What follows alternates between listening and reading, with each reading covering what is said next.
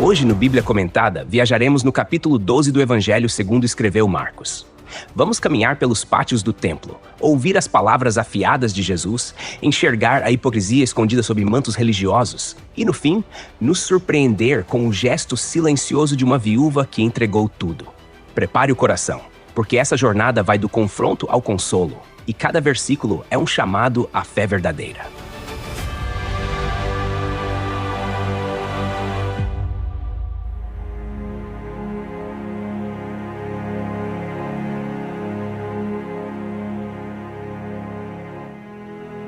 Vem comigo para dentro de uma parábola que à primeira vista parece só mais uma historinha, mas olha, tem um peso profético, político e teológico gigantesco. Tô falando do que tá lá no Evangelho, segundo escreveu Marcos capítulo 12, do versículo 1 ao versículo 12. E olha só como Jesus começa a contar. Ele diz assim, no versículo 1, um homem plantou uma vinha, cercou-a com uma sebe, construiu um lagar, edificou uma torre e arrendou a uns lavradores, e ausentou-se do país. Repara bem, isso aqui não é só um agricultor qualquer. O dono da vinha está fazendo tudo com zelo. Cerca, lagar, torre. Ele prepara o terreno todinho, deixa tudo redondinho e entrega nas mãos de lavradores. E aí some.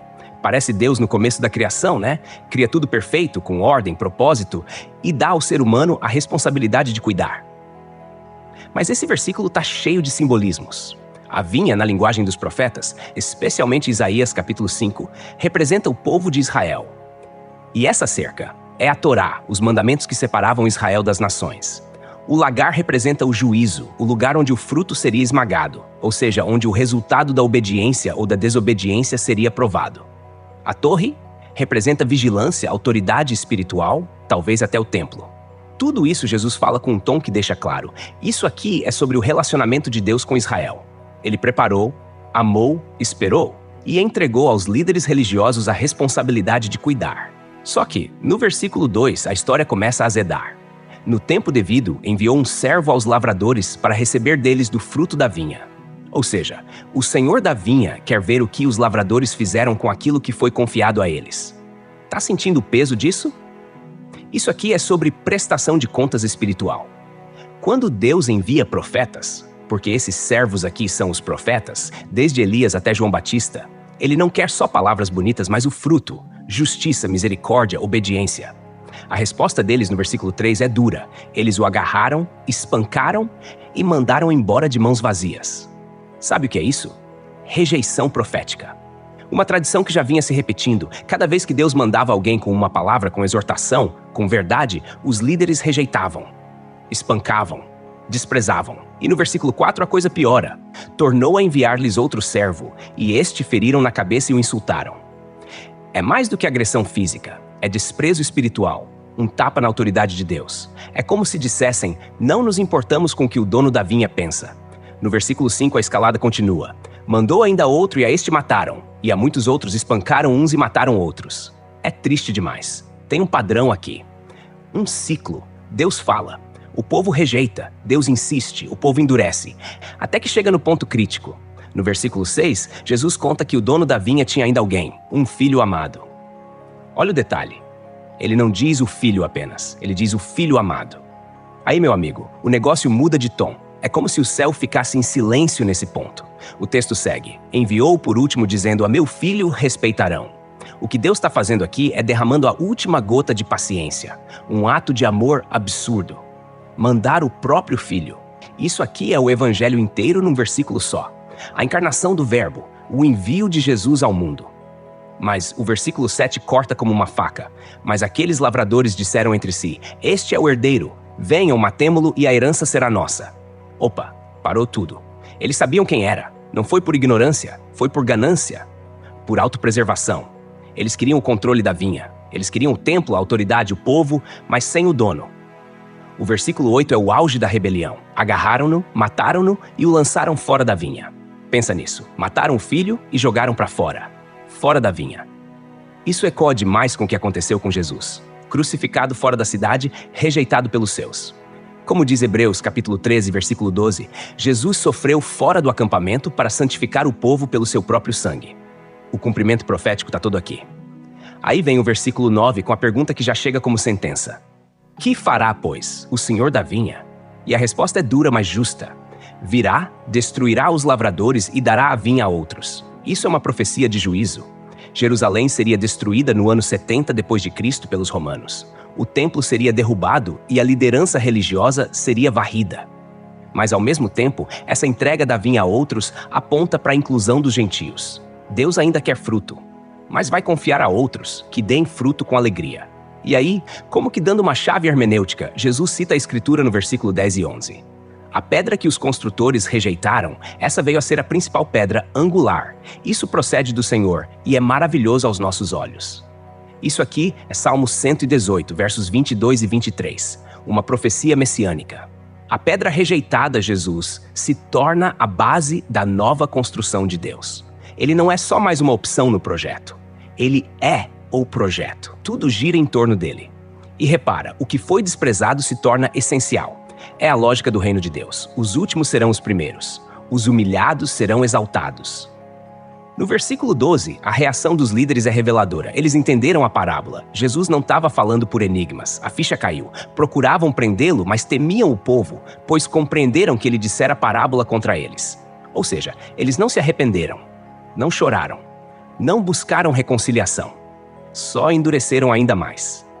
Esse é o coração cego da religião quando confrontado com a verdade. Prefere calar a voz de Deus do que se submeter a ela. Agora respira um pouco.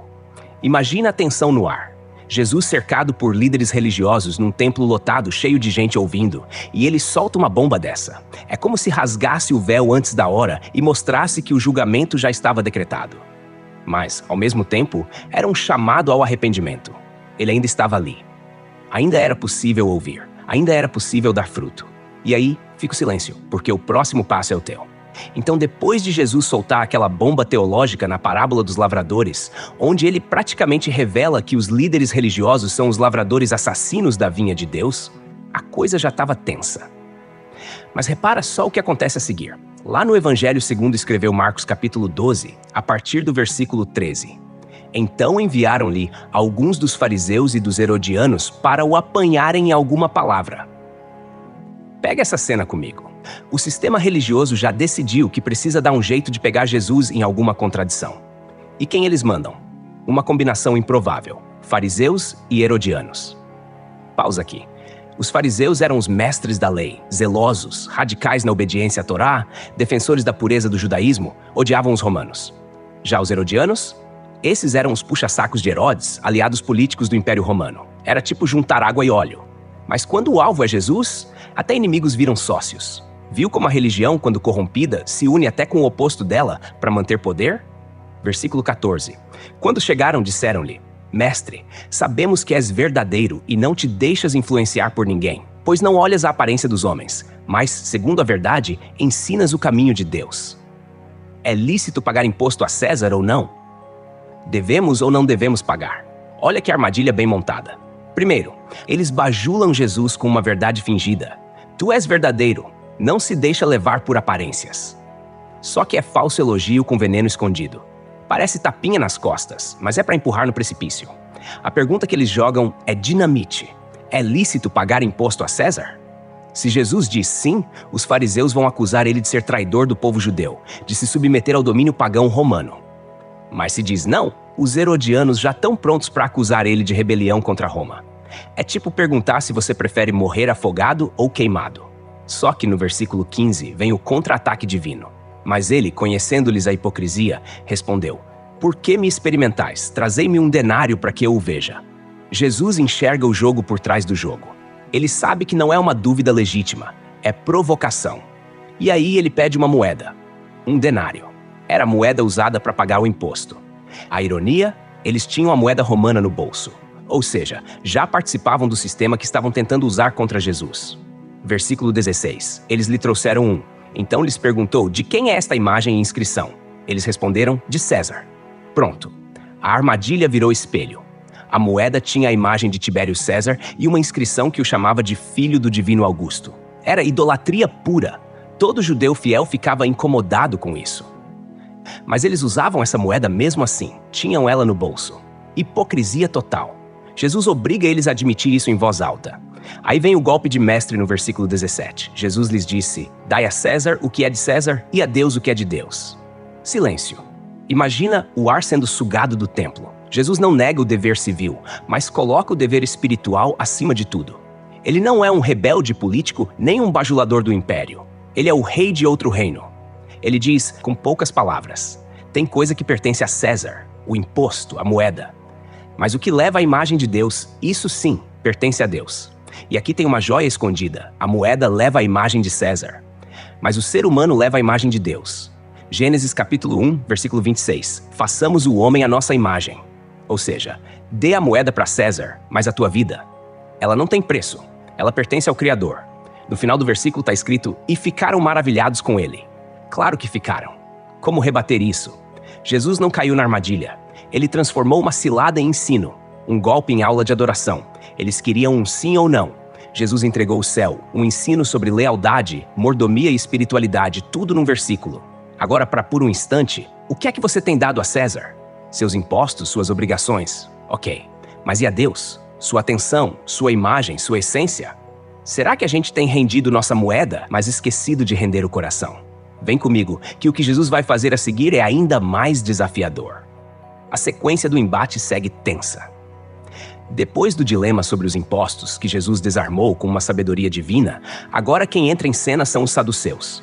Repara bem como começa o versículo 18, no Evangelho segundo escreveu Marcos, capítulo 12. Depois vieram ter com ele alguns saduceus que dizem não haver ressurreição. Só essa primeira frase já carrega um mundo de informação. Os saduceus eram o grupo da elite sacerdotal, ligados ao templo, influentes politicamente, mas teologicamente frios. Eles só aceitavam como escritura os 5 primeiros livros, o Pentateuco. Nada de profetas, nada de salmos, nada de anjos, nada de vida após a morte. Acreditavam que quando a pessoa morria, acabou. Ponto. Para eles, ressurreição era conversa de fariseu sonhador. Agora repara na intenção.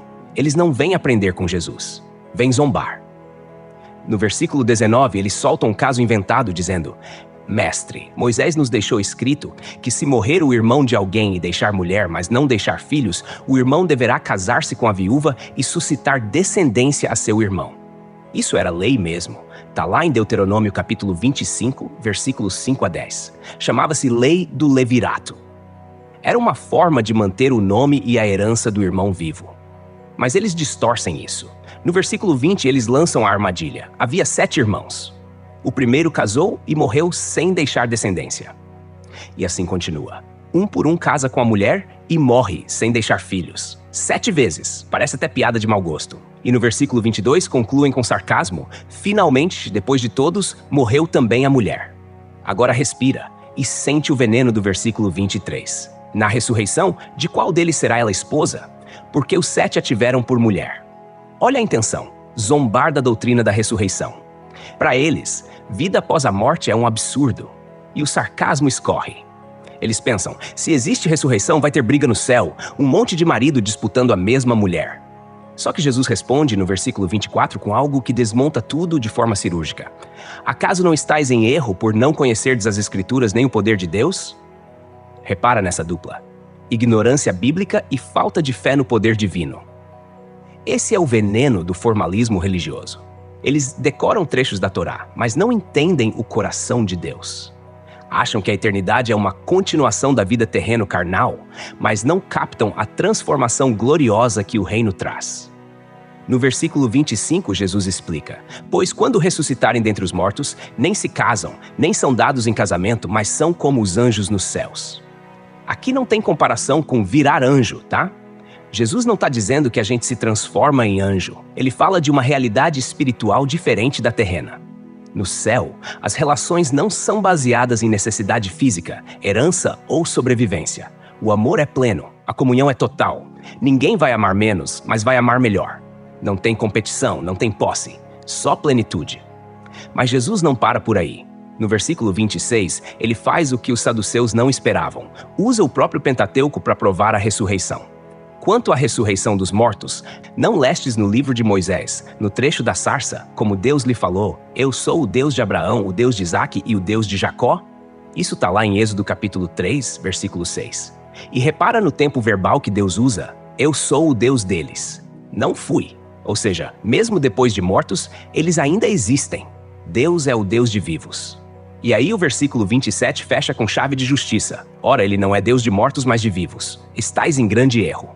Jesus desmascara não só a lógica torta, mas o coração endurecido dos saduceus. Eles estavam tão preocupados em manter sua teologia seca que esqueceram o caráter do Deus que dizem seguir. Pensa nisso com calma. Quanta gente hoje ainda trata o reino de Deus como se fosse uma extensão da lógica humana? Como se o céu tivesse que funcionar igual ao mundo daqui? Jesus mostra que a eternidade tem outra textura, outra essência. Não é a manutenção dos vínculos terrenos, mas a revelação da glória eterna. A vida com Deus não é uma repetição melhorada da terra. É uma realidade onde tudo o que limita aqui se dissolve no amor que preenche tudo lá. E aí me conta, a tua esperança está fincada no agora? Ou ela já aprendeu a enxergar além? Porque se o nosso Deus é Deus de vivos, então até aquilo que parecia morto pode florescer de novo. Depois de silenciar os saduceus com uma resposta tão firme quanto bela, Jesus permanece ali, no pátio do templo, cercado por olhares que agora misturam surpresa, respeito e, em alguns corações, sede de verdade. É nesse clima que vem o escriba, mas, olha só, com uma atitude diferente. Em Marcos capítulo 12, versículo 28, está escrito: Chegando um dos escribas, tendo ouvido a discussão entre eles e percebendo que Jesus lhes havia respondido bem, perguntou-lhe: Qual é o primeiro de todos os mandamentos? Agora repara comigo, esse escriba não chega com sarcasmo, nem para armar cilada. Ele ouviu Jesus, ficou impactado e fez uma pergunta sincera, e que para qualquer judeu piedoso era profunda. O povo judeu, no tempo de Jesus, contava 613 mandamentos na Torá. Eram 248 mandamentos positivos. Faça isso, e 365 negativos. Não faça aquilo. Um por dia do ano, inclusive. A pergunta desse homem é: qual é o coração disso tudo? Tem como resumir? Jesus responde no versículo 29 com a autoridade de quem não apenas leu as Escrituras, mas é a própria palavra encarnada. O primeiro é: Ouve, ó Israel, o Senhor nosso Deus é o único Senhor. Esse é o Shema, oração fundamental para todo judeu, recitada diariamente desde os tempos de Moisés, Deuteronômio capítulo 6, versículo 4. E essa palavra ouve, Shema em hebraico, não é só escutar, é prestar atenção com o coração, é obedecer. É como quando tua mãe diz: me escuta com o corpo todo. E repara nessa ênfase, o Senhor é o único Senhor. Em meio a tantos deuses romanos, egípcios e gregos, Jesus reafirma a base do monoteísmo bíblico. Há um só Deus verdadeiro, soberano, presente e indivisível. Stanley M. Horton destaca que essa é a fundação de toda a teologia bíblica, a soberania absoluta do Deus que se revela, que não negocia sua glória e que convida à aliança. Aí no versículo 30, Jesus desenvolve: Amarás, pois, o Senhor teu Deus de todo o teu coração, de toda a tua alma, de todo o teu entendimento e de toda a tua força. Olha o detalhe. Esse amor não é sentimento passageiro. É um amor com todos os órgãos da alma. É amar com o coração, centro das decisões. Com a alma, o fôlego da vida. Com o entendimento, os pensamentos, o raciocínio. E com a força, com o corpo, com as atitudes. Amor que toma a pessoa por inteiro. Horton observa que o verbo aqui, amarás, está no tempo futuro imperativo. É ordem, mas também promessa. Deus ordena esse amor, mas também garante que, se o conhecermos, esse amor vai nascer dentro de nós. Só que Jesus não para aí. Ele continua no versículo 31. O segundo é: amarás o teu próximo como a ti mesmo. Não há outro mandamento maior do que estes. Isso aqui é uma chave. Jesus foi além da pergunta. O escriba pediu o primeiro e Jesus entrega dois que funcionam como um só. Como assim? Porque não dá para amar a Deus e desprezar as pessoas que Ele criou. E não dá para amar genuinamente o próximo se a raiz não for o amor a Deus. Um flui do outro.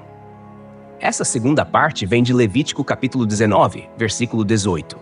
Não é uma citação nova, mas era pouco lembrada pelos religiosos da época, que adoravam doutrina, mas esqueciam de misericórdia. Jesus une o céu e a terra numa só linha: amar verticalmente Deus e horizontalmente o próximo. Charles Spurgeon dizia que o madeiro da cruz tem um pedaço vertical e outro horizontal por uma razão. Agora repara na reação do escriba, no versículo 32. Muito bem, mestre. Com verdade disseste que ele é o único e que não há outro além dele.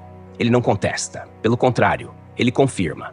E mais, no versículo 33, ele próprio aprofunda. e que amá-lo de todo o coração, de todo o entendimento e de toda a força, e amar ao próximo como a si mesmo, é mais do que todos os holocaustos e sacrifícios. Olha que revelação linda! O escriba entendeu algo que muitos sacerdotes não entendiam, que o amor vale mais que rituais, que Deus não busca incenso, mas coração rendido. Isso aqui é pesado, porque no templo onde eles estão, sacrifícios estão acontecendo o tempo todo. Animais, sangue, fumaça. Mas esse homem diz, na frente de todo mundo, tudo isso não vale nada se não tiver amor. É como se ele dissesse, entendi, Senhor. O culto verdadeiro começa no coração. E então vem o olhar de Jesus, no versículo 34. Vendo que havia respondido sabiamente, disse-lhe, não estás longe do reino de Deus. Uau! Jesus não diz você já está dentro, mas também não reprova, diz você está perto. Isso é tremendo. Porque tem gente que conhece a letra, sabe a doutrina, tem reverência, mas ainda não se rendeu ao rei. Está perto. Mas ainda precisa dar o passo da entrega. E aí, ninguém mais ousou perguntar. O texto termina essa cena assim. O templo ficou em silêncio, o povo boquiaberto, os mestres calados. E Jesus ali com palavras que acendem o coração. Dá até para ouvir o eco. Ouve, ó Israel. Será que a gente está ouvindo também? Jesus ainda está no templo. O clima está denso, os debates cessaram, mas ele não. Agora é ele quem lança a pergunta. E não é uma provocação vazia, mas um convite profundo à revelação. Olha só o que diz o versículo 35 do capítulo 12 do Evangelho segundo escreveu Marcos. Jesus, ensinando no templo, perguntou, como dizem os escribas que o Cristo é filho de Davi?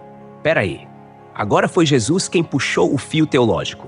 E não foi qualquer fio, não. Ele foi direto na raiz da expectativa messiânica do povo judeu.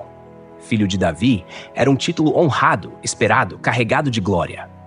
Vem lá da aliança que Deus fez com Davi, registrada em 2 Samuel capítulo 7, onde o Senhor promete que do trono de Davi viria um descendente cujo reino jamais teria fim. Mas Jesus quer mostrar que esse título, embora verdadeiro, é incompleto se visto apenas por lentes humanas. Os mestres da lei diziam, o Messias virá da linhagem de Davi, o que é fato. Só que o entendimento deles parava aí. Viam o Messias como um grande rei terreno, político, nacionalista, um libertador militar que chutaria os romanos para fora e restauraria a glória de Israel. Mas Jesus queria abrir os olhos deles para algo maior.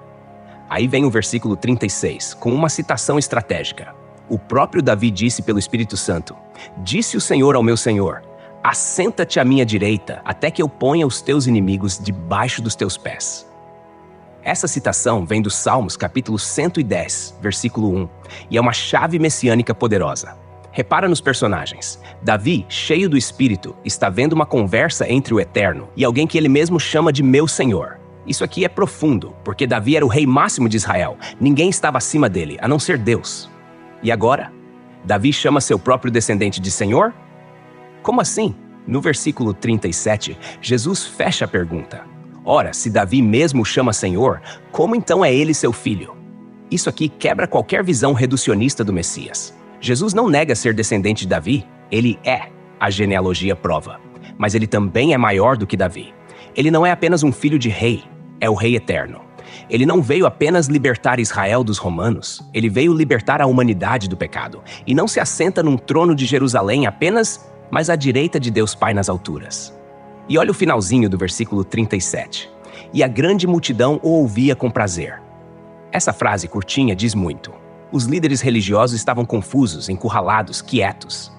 Mas o povo ouviam com gosto. Era como água fresca no deserto. O ensino de Jesus rompia o peso seco da religiosidade e fazia o coração do povo arder. Agora imagina a cena. Jesus ali ensinando no pátio do templo, mostrando que o Messias não é só herdeiro, é o próprio Senhor. E as pessoas, muitas delas humildes, se sentindo incluídas, entendendo-se, maravilhando, porque finalmente alguém estava mostrando que o reino de Deus não era sobre estruturas e controle, mas sobre revelação e rendição. Você percebe? O Messias é mais do que um rei. Ele é o Senhor que reina onde ninguém mais pode, no coração do homem. Enquanto o povo ouvia Jesus com gosto e os mestres da lei permaneciam em silêncio, talvez roendo por dentro, Jesus não perde o momento. Ele continua falando. Só que agora ele vira os olhos diretamente para aqueles que usavam as escrituras como capa e não como espelho.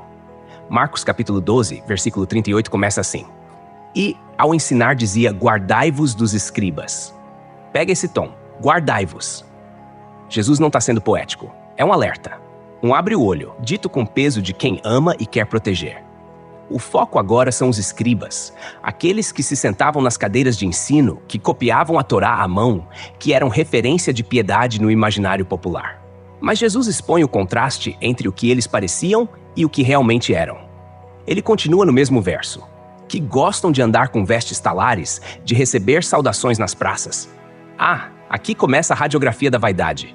As vestes talares eram roupas compridas, chamativas, com franjas largas, símbolo de status religioso. Quanto mais longa a veste, mais importante o homem era considerado. Só que para Jesus, essas vestes eram disfarces. O objetivo? Receber reverência, ser notado, ser celebrado nas praças. Sabe o que isso lembra? Gente que transforma a espiritualidade em vitrine, que mede o valor da fé pela aparência, pelo aplauso, pelo lugar de honra. Mas o evangelho não é palco, é altar.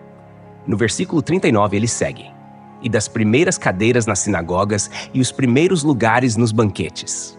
Em outras palavras, eles não só queriam ser vistos, queriam ser exaltados.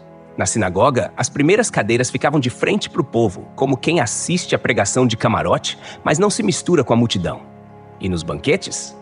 Queriam os assentos ao lado do anfitrião, onde a honra era maior. Agora respira, porque o próximo versículo mostra que a fachada não segura o peso da verdade. No versículo 40, Jesus rasga o véu. Eles devoram as casas das viúvas e, para o justificar, fazem longas orações. Estes receberão maior condenação. Essa é daquelas frases que dá calafrio. Devoram as casas das viúvas, ou seja, exploravam os mais fracos. Se aproveitavam da vulnerabilidade de quem tinha perdido tudo, especialmente mulheres sem proteção, sem renda, sem voz na sociedade. E como camuflavam isso? Fazendo longas orações. Palavras bonitas, demoradas, cheias de floreios, como se estivessem na presença de Deus, enquanto praticavam injustiça. Isso aqui é um tapa na hipocrisia institucionalizada. Porque Jesus está dizendo, não é o cumprimento da oração que importa, é a verdade por trás dela. Você pode orar bonito, mas se teu coração é corrupto, teu clamor não sobe. Orton comenta que diante da santidade de Deus, não há espaço para religiosidade performática. E aí Jesus fecha com essa sentença: estes receberão maior condenação. Ele não diz só que serão julgados, ele diz que o julgamento deles será mais pesado. Por quê? Porque sabiam mais, tiveram mais luz e usaram isso para dominar, não para servir. Agora, para pensar, quanta gente ainda hoje usa a fé como escada para si e não como cruz para o próximo? Gente que veste a Bíblia por fora, mas não a permite entrar no coração. Que usa o nome de Deus como argumento, mas esquece o caráter dele. Jesus está olhando nos olhos deles e, ao mesmo tempo, olhando dentro dos nossos e dizendo, cuidado. Fé de verdade não busca destaque, busca coerência, justiça, amor, verdade. E o povo continua ouvindo, de olhos arregalados, de coração apertado, porque o que vem a seguir vai mostrar mais uma vez que Jesus sabe ver onde ninguém mais vê. Jesus então se senta, mas não é descanso, é estratégia. Ele se posiciona defronte do gasofilácio, como diz Marcos capítulo 12, versículo 41. Esse gasofilácio era uma espécie de cofre ou caixa de ofertas do templo, onde as pessoas depositavam suas doações voluntárias. Ficava em local visível, como parte do átrio das mulheres. Quem passava por ali podia ver quem ofertava e o quanto ofertava. E olha o que o texto diz: e observava como o povo lançava ali o dinheiro, e muitos ricos depositavam grandes quantias. Jesus está observando não só o que as mãos fazem, mas o que o coração carrega. Ele não está contando moedas, está lendo intenções. E o verbo aqui, observava, no original grego, tem a ideia de olhar com atenção investigativa, tipo aquele olhar que atravessa a superfície. E os ricos estavam lá, fazendo barulho com as moedas. Literalmente. Porque as ofertas eram jogadas numa espécie de funil metálico, o que fazia ecoar o som. Quanto mais moedas, mais barulho. Era quase um show, uma performance. Mas Jesus não se impressiona com o som. Aí vem o versículo 42. Uma mulher se aproxima, sozinha. Ninguém nota, mas Jesus nota. Vindo, porém, uma pobre viúva lançou 2 leptos, que valiam 1 quadrante. O lepto era a menor moeda em circulação na Palestina. 2 leptos juntos somavam 1 quadrante, que era uma fração de 1 denário, equivalente a uns poucos minutos de trabalho de um trabalhador comum. Era quase nada. Talvez nem comprasse um pedaço de pão. Mas ela deu tudo. Repara no contraste. Enquanto os ricos davam do que sobrava, ela deu do que lhe fazia falta. E sendo viúva, ou seja, sem marido, sem sustento, numa sociedade patriarcal, ela não estava apenas doando moedas. Estava entregando confiança. Estava dizendo com o gesto: Deus é meu sustento. Se eu tiver que depender só dele, eu dependo. No versículo 43, Jesus chama os discípulos. Ele não deixa isso passar como detalhe. Chamando os seus discípulos, disse-lhes: Em verdade vos digo que esta pobre viúva lançou mais do que todos os que lançaram no gasofilácio. Mais? Como assim mais? Em número? Não. Em valor espiritual, em entrega, em fé. E no versículo 44, Jesus explica: Porque todos ali deram do que lhes sobrava. Mas ela, da sua pobreza, deu tudo o que possuía, todo o seu sustento. A palavra usada aqui para sustento no original é bios, que significa vida. Ela deu sua vida, não em sentido figurado. Ela deu o que sustentava sua sobrevivência imediata. Esse gesto é tão silencioso, mas tão estrondoso no céu. Porque aos olhos humanos parece insignificante, mas aos olhos de Deus, aquilo era adoração em estado puro. Era fé crua, viva, exposta. Repara comigo. Jesus está terminando o ensino no templo e encerra com uma mulher invisível aos olhos da religião, mas visível ao olhar do rei. Nenhum fariseu foi elogiado, nenhum escriba, mas essa viúva, ela virou referência. Enquanto os religiosos buscavam aplauso, ela entregava esperança. Enquanto eles usavam o templo para aparecer, ela se esvaziava ali, na confiança silenciosa de que Deus cuida. E ali, entre moedas caindo e olhos desviados, Jesus viu. Porque o reino de Deus não começa onde os homens batem palmas. Ele começa onde corações batem por fé. Jesus termina o capítulo 12 do Evangelho, segundo escreveu Marcos, com uma das cenas mais intensas, embora visivelmente silenciosa. Ele não está mais debatendo com os saduceus, não está mais respondendo armadilhas dos fariseus, nem expondo a hipocrisia dos escribas. Agora sentado, observando uma viúva invisível aos olhos humanos, mas preciosa aos olhos de Deus, ele nos conduz ao final de um dia repleto de revelações. Só que se a gente acha que acabou, não. Esse encerramento não é ponto final, é reticência divina. Vamos recapitular o que ele nos mostrou. Primeiro, ele revelou o coração corrupto da religião que usa vestes talares e orações longas como capa para devorar as viúvas. Depois, ele nos apresentou uma mulher que entregou 2 moedinhas, as menores do sistema monetário da época, mas que pesaram no céu como ouro puro. Enquanto os poderosos davam do que sobrava, ela deu do que lhe sustentava. Enquanto uns queriam ser vistos, ela nem percebeu que estava sendo observada. Mas foi dela que Jesus falou. Esse contraste é o fechamento simbólico do capítulo. Ele começa com Jesus contando uma parábola onde lavradores rejeitam o filho do dono da vinha. Termina com uma viúva que entrega tudo ao verdadeiro dono da vida. Percebe o arco? Enquanto o sistema religioso, representado por escribas, fariseus, saduceus, tenta manter o controle da vinha, o povo de Deus, Jesus vai revelando quem realmente está perto do reino. E no fim, quem mais se aproxima da verdadeira fé não é quem ocupa o púlpito, mas quem dobra o coração. Tem uma coisa aqui que não dá para ignorar. A viúva representa tudo que o templo deveria cuidar. Vulnerável, esquecida, fiel. Mas é justamente ela que o templo não enxerga. Só Jesus vê. E aí a gente entende, o novo templo está diante deles, não feito por mãos humanas. Ele mesmo, Jesus, é o novo lugar de adoração. Enquanto aquele templo físico já estava condenado à destruição, e seria mesmo no ano 70 depois de Cristo, o verdadeiro altar, o coração quebrantado, já estava sendo levantado. E a oferta aceita não era o boi gordo dos ricos, mas os 2 leptos da viúva. E repare, Jesus não corrige essa mulher. Ele não diz, não faça isso, vá guardar sua moeda. Ele recebe, porque o que ela entrega não é só dinheiro, é confiança, é uma oração em forma de oferta. É um ato de entrega que resume o que ele acabara de ensinar sobre amar a Deus com toda a alma, entendimento e força. Ela deu toda a sua vida. Agora feche os olhos comigo e imagina. O templo cheio, fariseus ainda ajeitando seus mantos, os escribas cochichando entre si, saduceus mordendo os lábios por terem sido desmascarados, e Jesus ali olhando uma mulher que ninguém olhava, e dizendo, ela deu mais. Esse é o reino, quebrado para quem é forte aos olhos do mundo, elevado para quem é fraco aos olhos da terra. O fim desse capítulo não é só a conclusão de uma sequência narrativa. É uma convocação, uma provocação, uma inversão da lógica religiosa. Porque enquanto alguns querem oferecer a Deus os seus argumentos, outros oferecem o coração. E Jesus? Jesus fica com esses.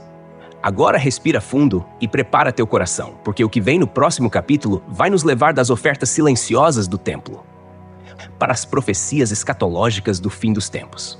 Jesus vai sair dali e subir ao Monte das Oliveiras. Vai olhar para Jerusalém, para o templo, para o mundo e vai falar do fim de tudo. Mas isso a gente deixa para a próxima conversa. E até lá, lembra, às vezes o céu inteiro se move por causa de 2 moedinhas e um coração inteiro.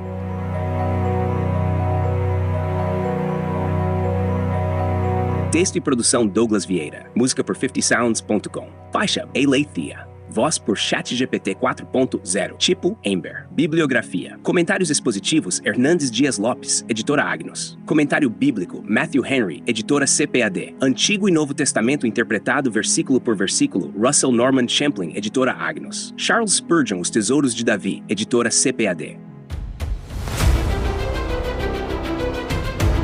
Obrigado por ouvir o Bíblia Comentada. De segunda a sexta, capítulos da Santa Palavra, aos sábados, mensagens ao coração e aos domingos, a poesia dos Salmos. Porque não basta ouvir, é preciso entender. Inscreva-se em nosso perfil nas principais plataformas de streaming e permita que esta palavra edifique sua vida. Deus abençoe você. Até amanhã. Bíblia Comentada. Melhor que ouvir é entender.